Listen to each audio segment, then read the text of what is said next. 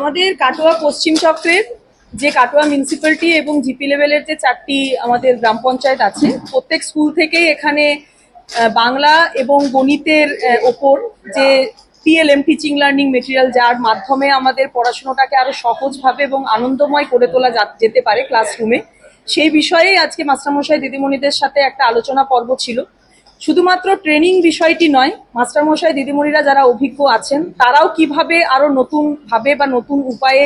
এই পড়াশোনাটাকে আরো ভারহীন ভাবে আনন্দ জয়ফুল লার্নিং এর মাধ্যমে আমাদের ক্লাসরুমে প্রেজেন্ট করতে পারে, সেই বিষয়েও যাতে তারা তাদের মূল্যবান শেয়ার করতে পারেন, তাদের যে ধারণাগুলো সেগুলো নিয়েই আমাদের এই আজকে ট্রেনিং।